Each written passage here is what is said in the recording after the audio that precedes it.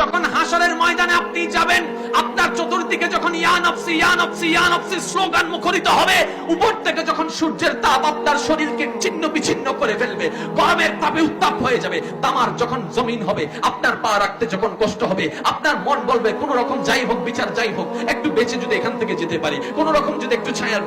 ব্যবস্থা করতে পারি, এখানে যদি একটু পানির ব্যবস্থা হয়, যখন আপনি বেসাহারা হয়ে যাবেন, যখন আপনি আপনার আত্মীয়কে খুঁজবেন, সবাই আপনার থেকে মুখ ফিরাই ফেলবে, আপনার মা বাবা আপনার থেকে চেহারা ঘুরাই ফেলবে, আপনার কলিজার টুকরা বন্ধুরা আপনার হাত ছেড়ে দিবে, আপনার ভাই বোনেরা আপনাকে লাত্তি মেরে ফেলে দিবে, যখন আপনার কাছের মানুষরা আপনাকে দূরে ধাক্কা মেরে ফেলে দিবে, যখন আপনি বেসাহারা হয়ে যাবেন, আপনি যখন নিরুপায় হয়ে যাবেন, হঠাৎ করে একটা আওয়াজ শুনবেন, রব্বি হাবিলি উম্মতি, রব্বি হাবিলি উম্মতি, রব্বি হাবিলি উম্মতি, রব্বি হাবিলি উম্মতি, রব্বি হাবিলি উম্মতি। মনের মধ্যে একটু সাহস অনুভব করবেন, এই মুষ্টি আওয়াজ কোন জায়গা থেকে আসে? কই মা তো আমাকে ডাক দিল না, বাবা তো আমাকে ডাক দিল না, কে আমাকে ডাক দিল? তখন উত্তর আসবে, আনা নবিয়ুন, আমি তোমার নবী, আমি তোমার নবী, আমি তোমার নবী, আমি তোমার নবী। ইয়া রাসূলুল্লাহ, যাদের আপন ভাবলাম সবাই ভুলে গেল, আপনাকে স্মরণও করলাম না। দুনিয়ার জগতে আপনি আমাকে এত স্মরণ করলেন। নবী বলবেন, তুই তো আমার উম্মত, তুই তো আমার উম্মত, তুই তো আমার উম্মত, তুই তো আমার উম্মত। লা